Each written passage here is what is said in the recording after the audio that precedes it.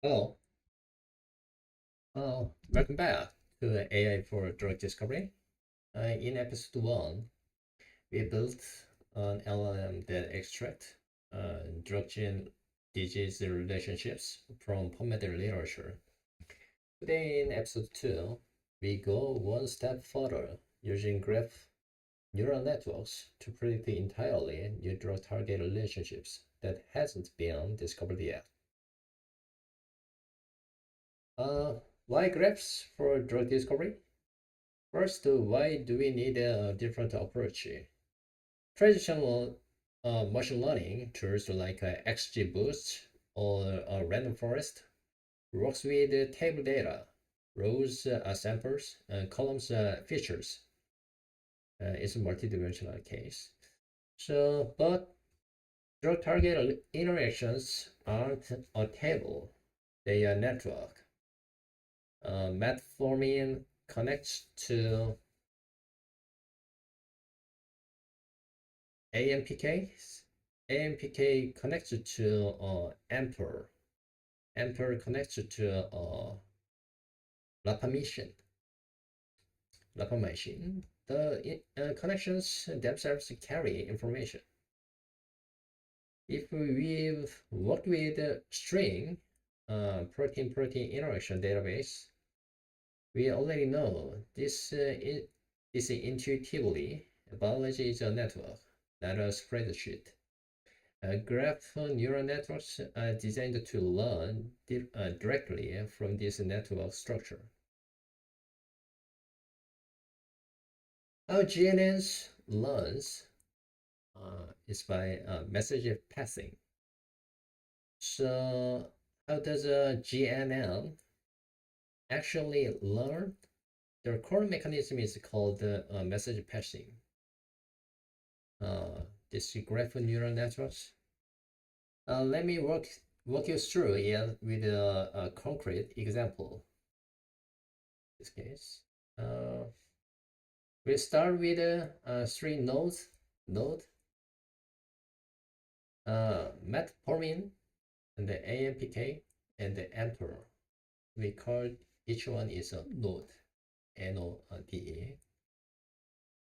Each node knows about itself, its own molecular features or protein properties. In round 1, each node collects information from its direct neighbors. AMPKs connected with both metformin and AMPER. So it aggregates their features into its own representation. Think of it as AMPK asking its neighbors, what do you know? In round 2, after round 2, in round 2, we repeat the process. Now AMPER receives AMPK's updated information, which already contains metformin's features from round 1. So after just 2 rounds, AMPER indirectly knows about metformin, even though they are not directly connected. So the math behind each round is surprisingly simple.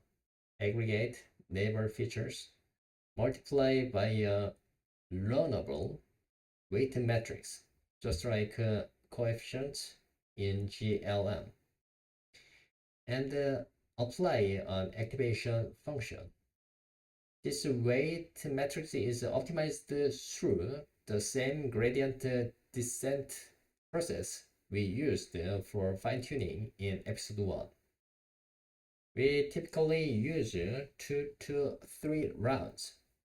More than that causes overfitting, where all nodes start looking the same. It's like overnormalizing your RNA-seq data until you lose all the biological signals. After message passing, every node has a rich embedding vector that captures its neighbor context. Now comes the predict step, the link prediction. Here, the first step is build graph. The second one is message passing. The third one is compute score. And the fourth is rank and validate. We built the graph from DrugBank. Run 2 to 3 rounds of message passing to generate the embeddings. Then compute a score for each drug target pair using the dot product of their embeddings. Our score means likely interaction. We then rank all pairs and validate with AUC.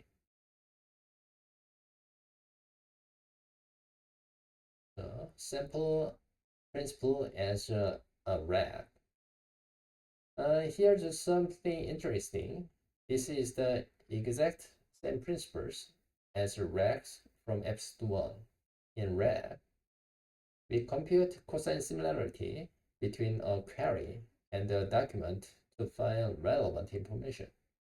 In GNN link prediction, we compute the dot product between a drug and a target embedding to predict interactions. Same math, different application. Here,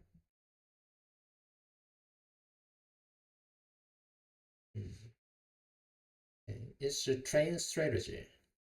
For training, we use positive samples, known interactions from DrugBank, and the negative samples, random drug target pairs with no known interaction.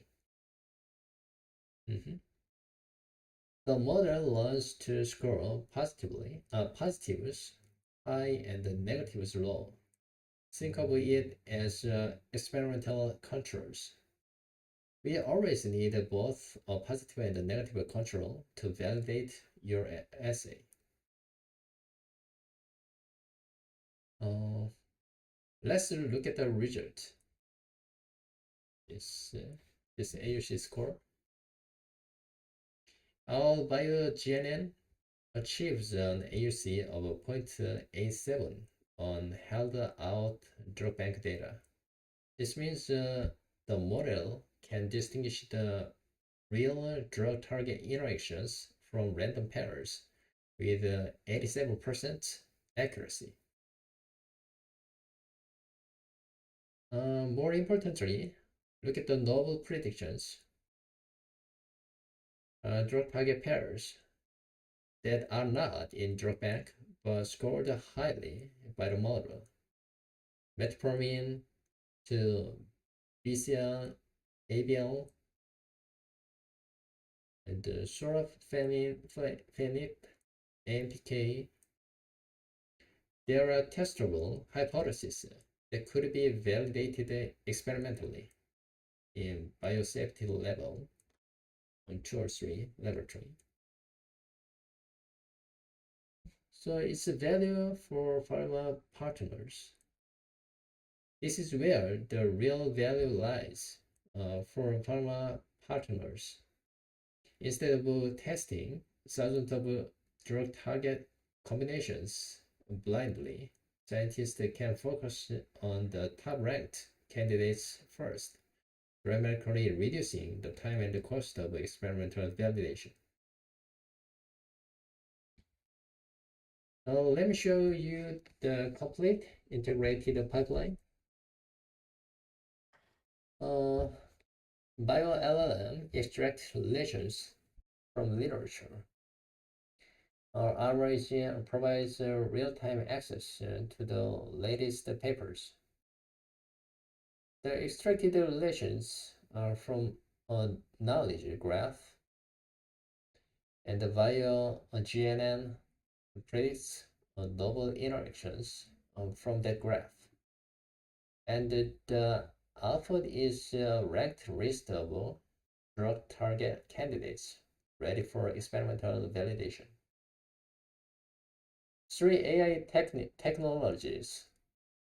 Fine-tuning teaches the model new skills. RAG extends its knowledge, and the GNN predicts from network structure. Together, we create an end-to-end discovery pipeline. In the next episode, I'll do a live coding walkthrough on building a rack system for a biomedical DNA from scratch. See you there.